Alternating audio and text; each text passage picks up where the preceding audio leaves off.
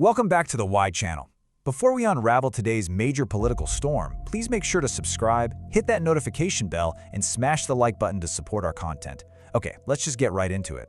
On January 3, 2026, U.S. Special Forces dropped into Caracas with one single target, the president of Venezuela, Nicolás Maduro. In just a couple of hours, a sitting head of state was on a plane in American custody, and it sent an absolute shockwave around the globe.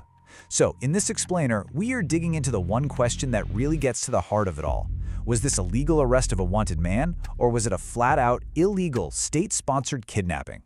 Let's figure it out. All right, so here's our game plan. First, we're going to walk through exactly what happened during that raid, Operation Absolute Resolve. Then we're going to unpack the two totally different stories being told here, the U.S. argument for a legal arrest and the international case for why this was a kidnapping.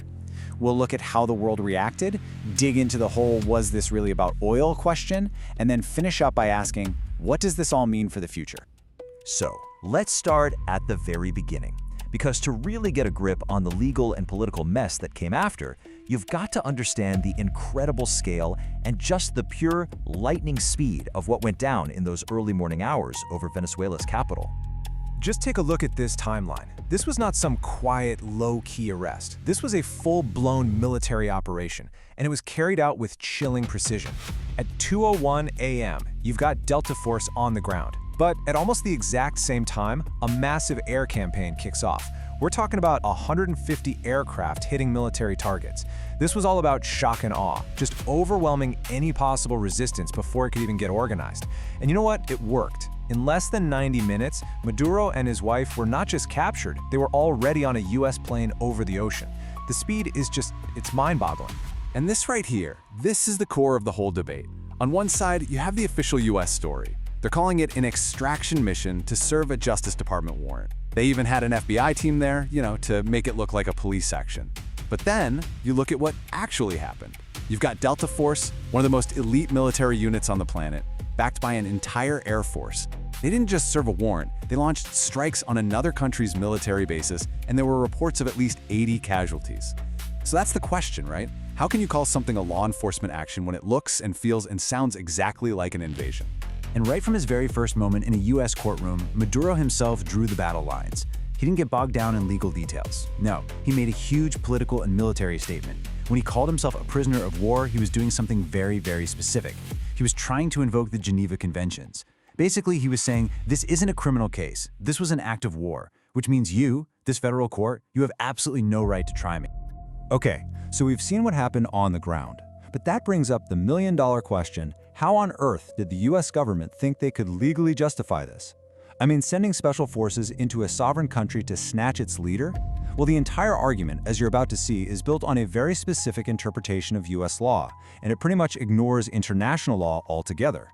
So the whole thing starts with this indictment out of New York, which was actually filed way back in 2020. And just look at these charges. We are not talking about small potatoes here. The U.S. accused Maduro of running a full-blown narco-terrorist cartel. They claimed he was working with terrorist groups like the FARC and with the Sinaloa cartel. But the most explosive charge, for sure, was that he was using cocaine as a literal weapon to flood the United States with drugs. So from the U.S. government's point of view, this had nothing to do with politics. To them, Maduro was just the CEO of a huge criminal enterprise. But wait a minute. What about diplomatic immunity? You can't just go around arresting world leaders, right? So how did the U.S. get around that pretty major hurdle? Well, their argument was both simple and, let's be honest, very political. They just said that after the 2024 election, which they called fraudulent, they didn't consider Maduro the real president anymore. So, in the eyes of Washington, he wasn't a head of state who gets immunity. Nope, he was just an illegitimate dictator who also happened to be a fugitive. Now, this is the illegal ace up the sleeve for the US. It's called the Kerr-Frisbee Doctrine, and it is a really wild piece of American law. Essentially, what it says is that the court doesn't care how you got into the courtroom. You could have been brought in legally, or you could have been, kidnapped from another country. It doesn't matter. Once you are physically standing in that US courtroom, the court can put you on trial. So from a strictly American legal perspective, all the arguments that the raid was illegal internationally, well, they just don't matter for the criminal case itself. Okay, but that's the argument if you're living inside the bubble of US law.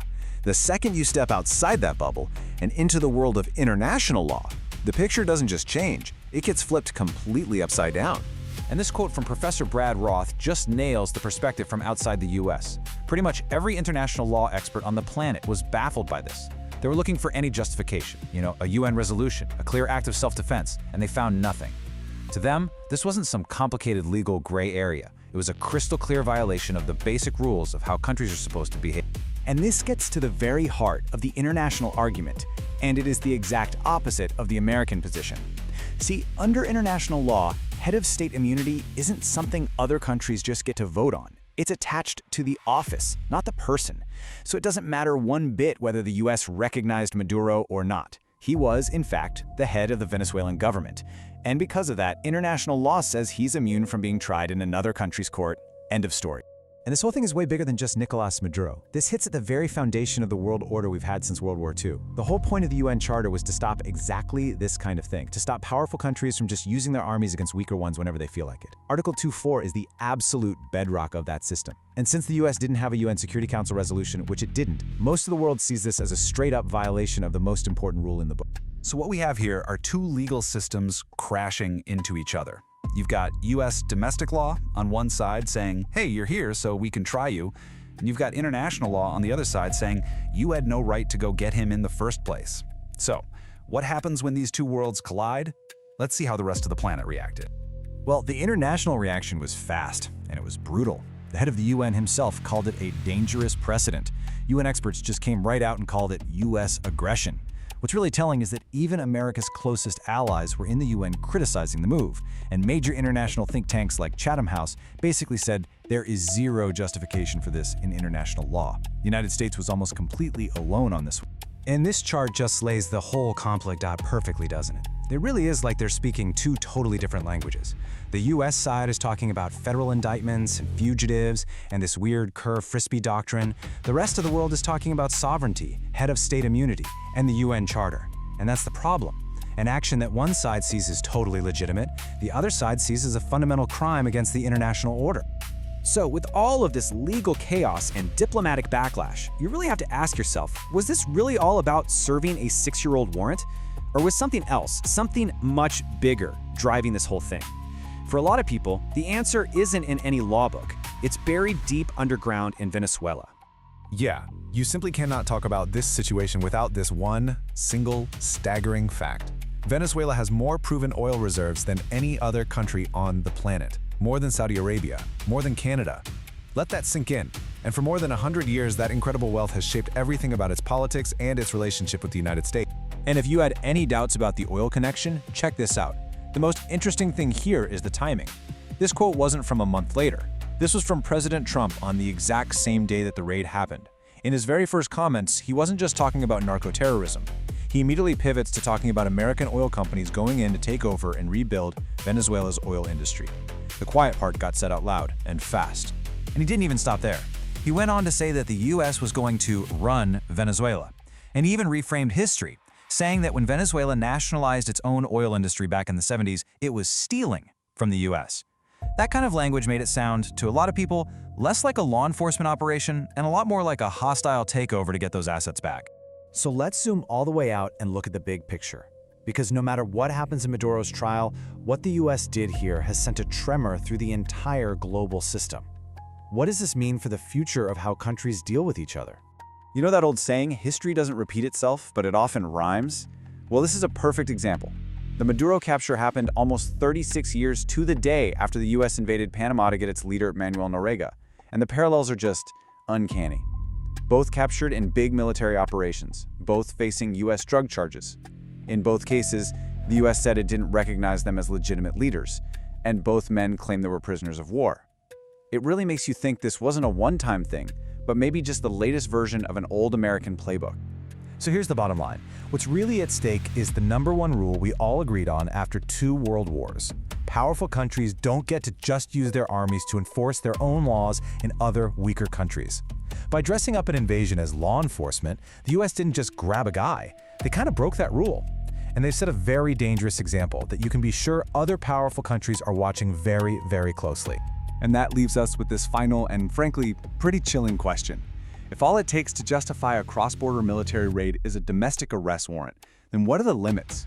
Does a piece of paper from a court in one country give its army the right to become a global police force, able to do whatever it wants, wherever it wants? That is the Pandora's box that Operation Absolute Resolve may have just opened. Thank you for watching this deep dive. If you want more analysis like this, don't forget to subscribe to the Y channel, ring the bell for updates, like this video, and share it with your friends.